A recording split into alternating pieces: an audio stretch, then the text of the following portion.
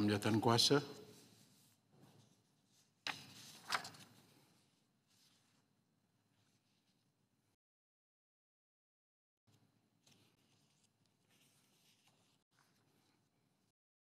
Baik, kita masih ada lagi 3 orang yang berhormat yang akan berucap. Untuk itu saya jemput Shah Alam, silakan 5 minit.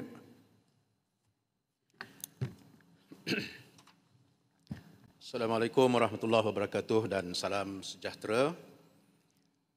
Salam Malaysia Madani.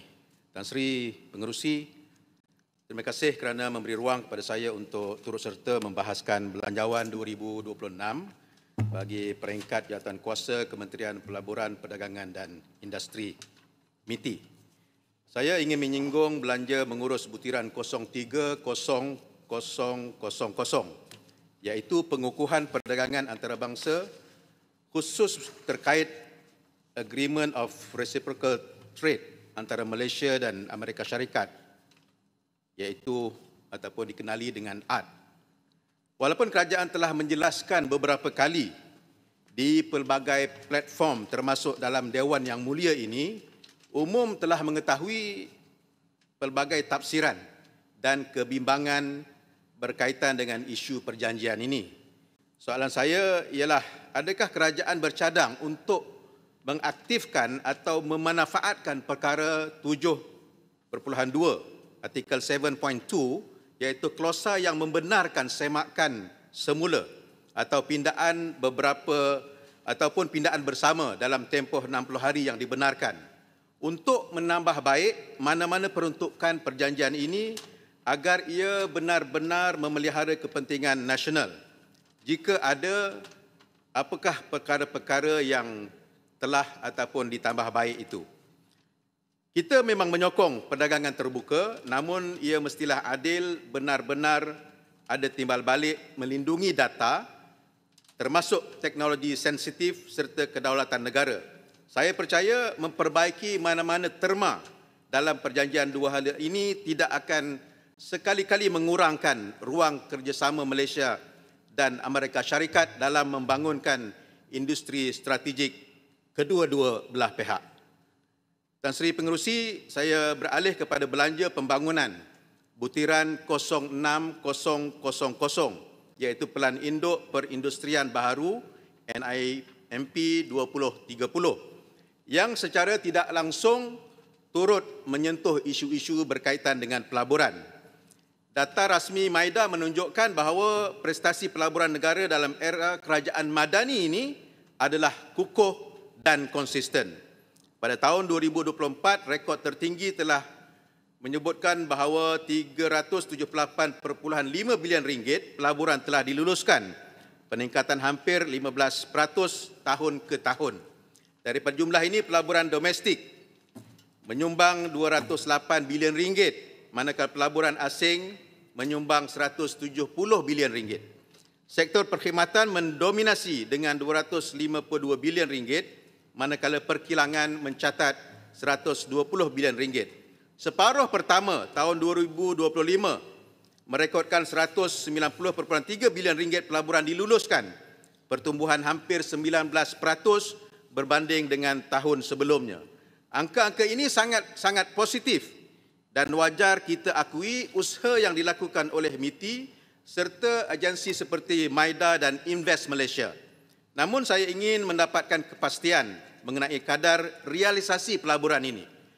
Jadi saya ingin bertanya kepada Yang Berhormat Menteri, berapakah jumlah pelaburan yang telah diluluskan sejak 2022 hingga 2025, dan daripada jumlah itu berapakah yang telah dilaksanakan secara sebenar-benarnya, termasuk pembinaan fasiliti, first production, aliran modal dan juga pengambilan pekerja.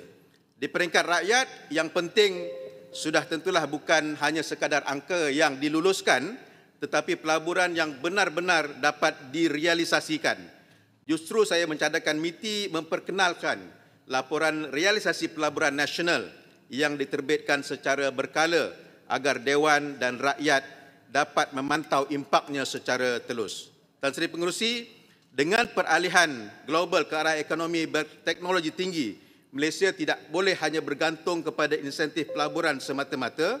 Kita mesti memastikan pelaburan ini mengangkat kemampuan syarikat tempatan, terutamanya PKS yang berada dalam rantaian bekalan kemajuan ekonomi negara kita. Oleh itu saya ingin bertanya, apakah strategi MITI untuk memastikan bahawa industri PKS mendapat akses teknologi, latihan, peluang pekerjaan dan integrasi yang lebih kukuh dalam rantaian bekalan semikonduktor, EV, AI dan juga ekonomi hijau.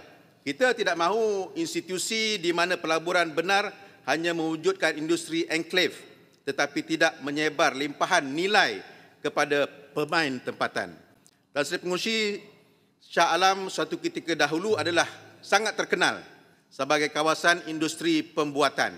Seiring dengan perkembangan dan permintaan semasa, syarikat-syarikat besar mula mengalihkan operasi mereka ke kawasan perindustrian yang baru seperti Nilai, Senawang, Tanjung Malim dan seumpamanya, termasuk ke negeri-negeri lain di selatan dan juga di utara Semenanjung.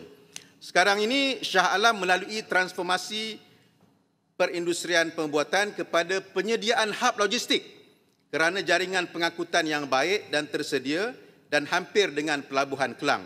Soalan saya, apakah hala tuju, kerangka dan insentif kerajaan menjadikan Malaysia sebagai sebuah negara yang berlokasi strategik dan berpotensi tinggi menarik pelabur-pelabur untuk menjadi peneraju bersama dalam industri logistik di Asia Pasifik? Tuan Sri Pengerusi, di kalangan pelabur dan pemain industri masih lagi terdapat isu ketidakseragaman peraturan dan birokrasi, termasuk kelulusan import, piawaian, kastam dan prosedur pelbagai agensi termasuk PBT. Dengan kata lain, the ease of doing business masih lagi diperkatakan. Malaysia tidak boleh ketinggalan berbanding dengan Vietnam, Thailand dan Indonesia dalam aspek kecekapan pelaburan ini. Maka saya ingin bertanya, apakah usaha kerajaan untuk memperkasa National Investment Council termasuk mengambil kira model penyelarasan the whole of government approach yang benar-benar memendekkan masa pemprosesan pelaksanaan pelaburan dan mengurangkan pertindihan antara agensi. Dengan pendekatan ini, Tan Sri Pengerusi, saya yakin MITI boleh terus menjadi pemacu daya saing negara dan memastikan manfaat dapat dirasai rakyat secara menyeluruh. Sekian, Shah Alam menyokong. Baik, terima kasih. Saya jemput pembahas terakhir Yang Berhormat Petaling Jaya.